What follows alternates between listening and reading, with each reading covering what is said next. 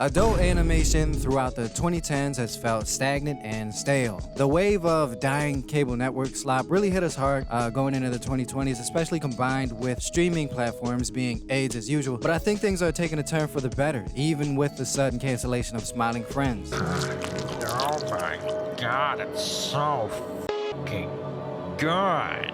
Internet animation is punching well above their weight. You used to be able to tell visually if a show was indie or not, but now it seems like studio animation and independent animation are pretty much on par. How long will this last? Is this a phase or is it the future? Like the video, let's go.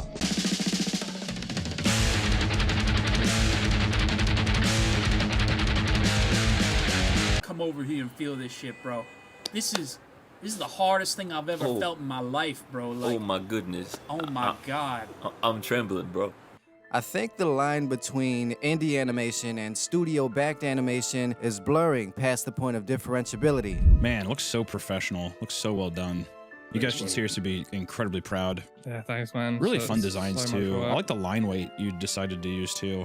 Yeah, just try to fucking, I don't know, just not make it look like it was a big thing for Donna and I especially to not have it look like the Fox style, like pencil lines vibe.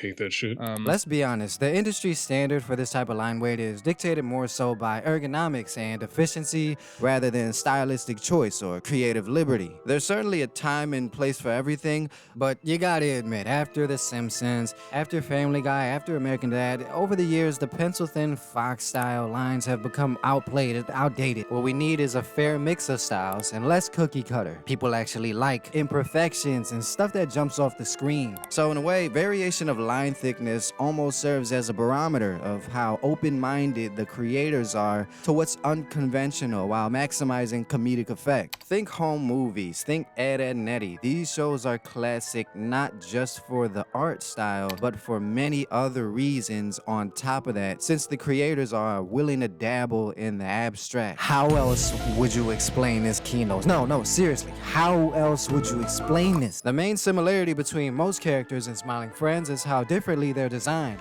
If her name was Shrimpina, she'd be a shrimp. I did think that for a moment. I just thought it was like a quirky, like you didn't expect she was going to be a human thing. And that applies to every single character on the show, from the side characters to the ones getting their face stomped out in the background. I can only imagine the legions of concept art Michael and Zach have doodled and diddled to finally land on this genius. And I feel like the exact same can be said for Bridge Kids. Not just because Mike Karff, the co-creator, animated on Smiling Friends a bunch, but for the simple fact that every character on Bridge Kids is super thick. I mean, line-wise. It's the way they move, the way they don't move, really, and somehow still manage to fill our screens with whimsy by just standing there.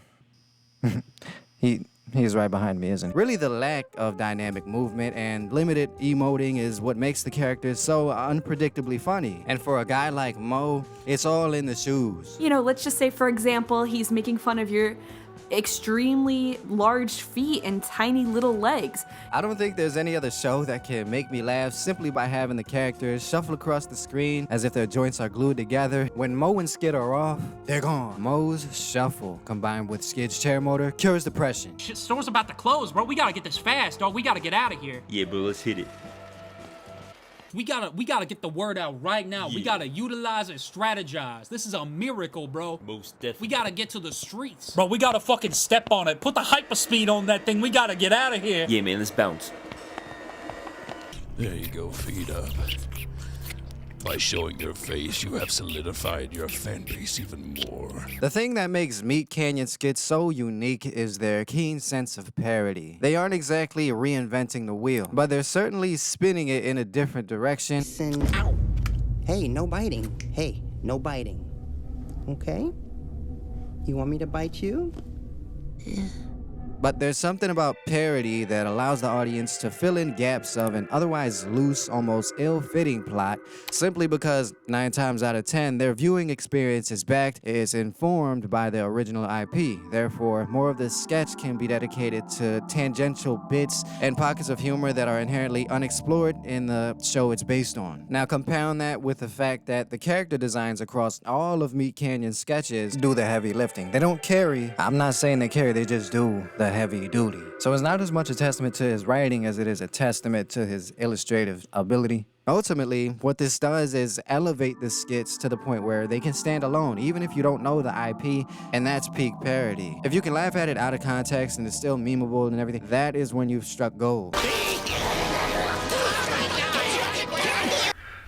What the hell is even that? Meat Canyon specializes in literally transforming IPs into eyesores. They kidnapped me while my mom and dad were riding Space Mountain, taking me to a dark rooms and flashing. Before I knew it, I was back with my parents. But you see, I was blessed. Of course, they would make that sound because, But you see, I was chosen by Disney.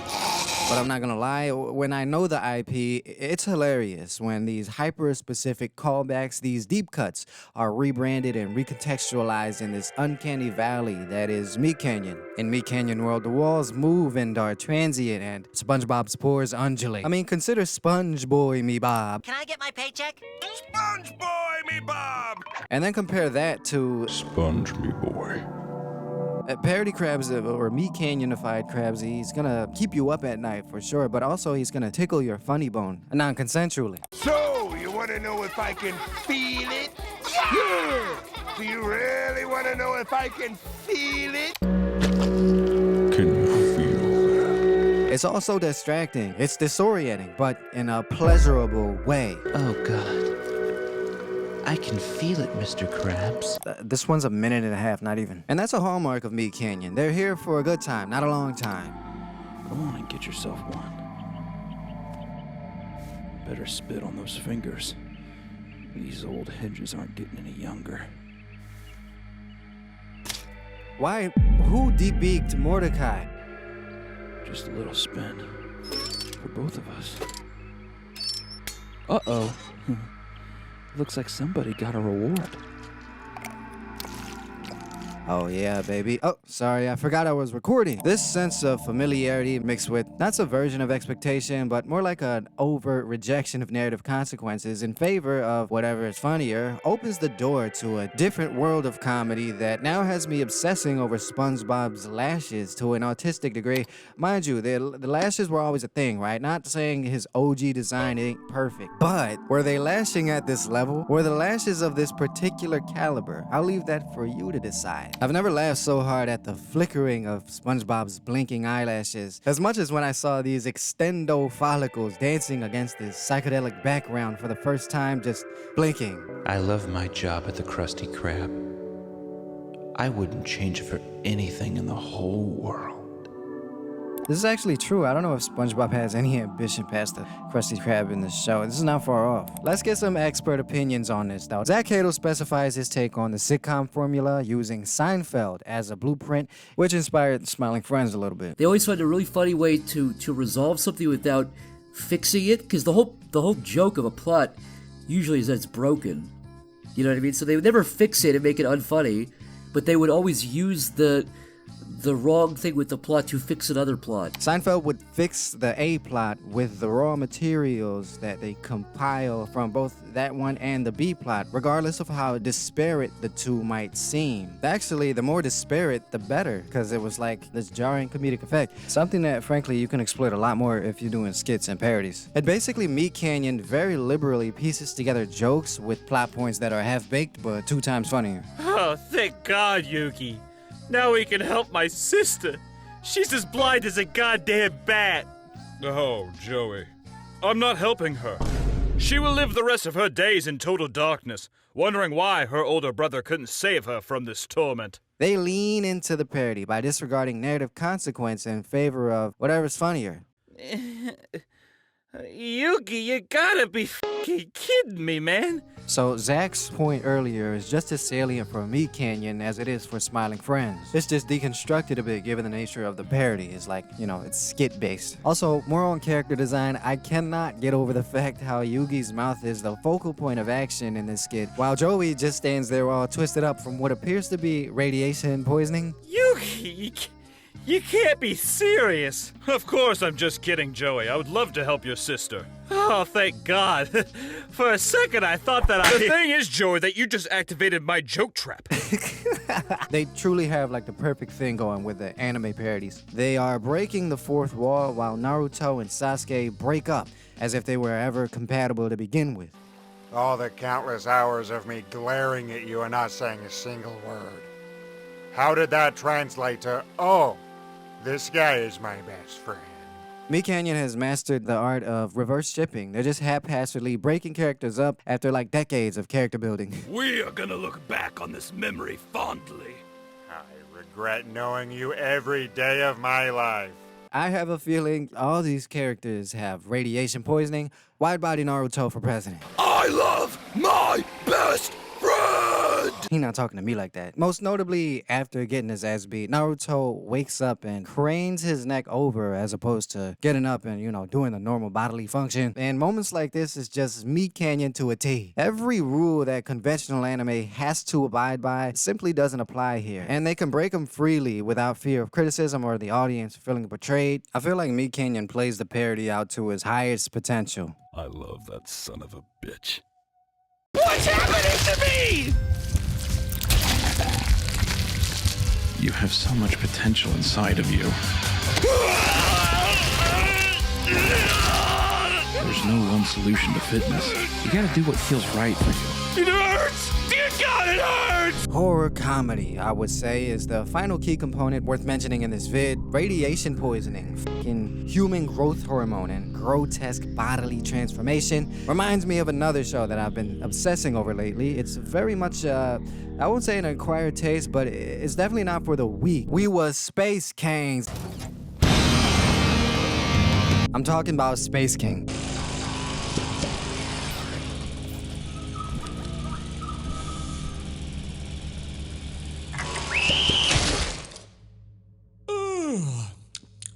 It's a show where little girls are immediately cast in a hellfire off rip because what use would they have anyway? Just like human growth hormone is a key aspect of Meat Canyon, Space King leverages globules to the same exact effect. For as long as our globules survive, we will be reborn!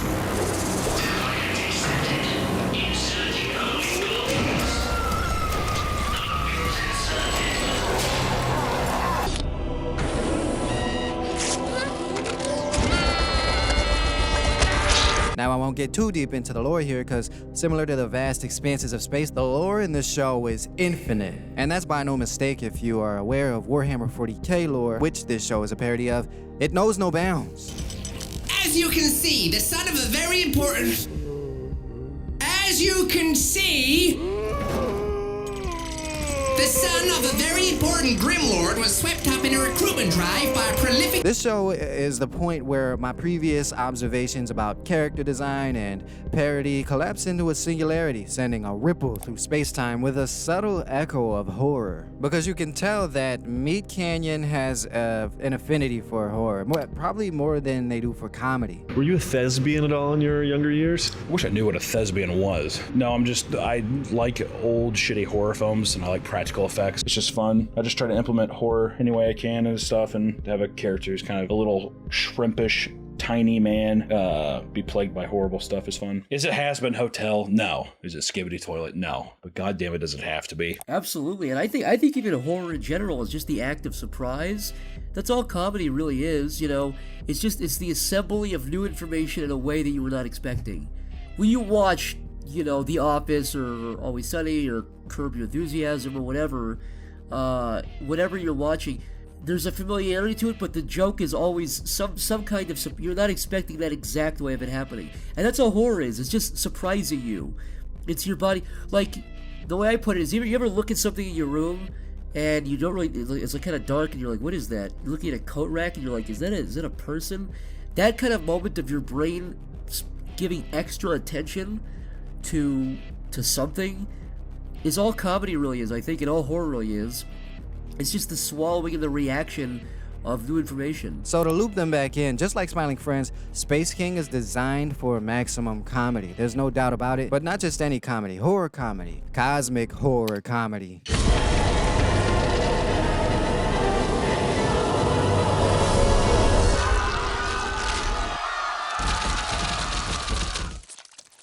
Quick caveat before we move forward, I gotta get this thing off my chest. The creators of the show don't necessarily call it a parody. I don't know if they like calling it a parody.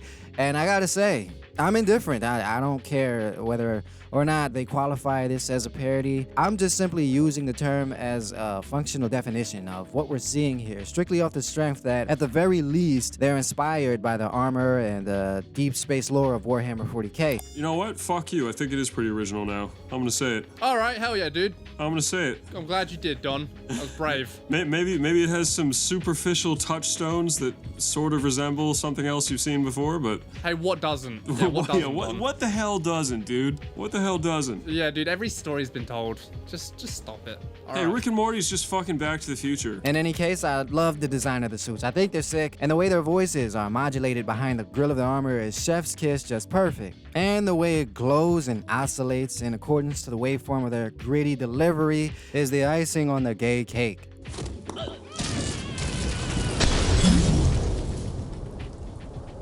That was gay. The horror comedy aspect shines through in this show, most poignantly, in my humble opinion. Whenever someone is brutally murdered, de-limbed, or castrated, it simultaneously makes me giggle and sends a shiver up my spine, like your mom. Brother, just tell me one thing. Has it at least, like, moved its head a little or something? No, brother. Anyway, character design aside, look how much love goes into the design of these weapons. I mean, that is a gorgeous death machine, if I do say so myself. But what if we aged our lasers by imbuing them with 10,000-year-old souls from the other side? What do you think? Just fire the gun, Bryce.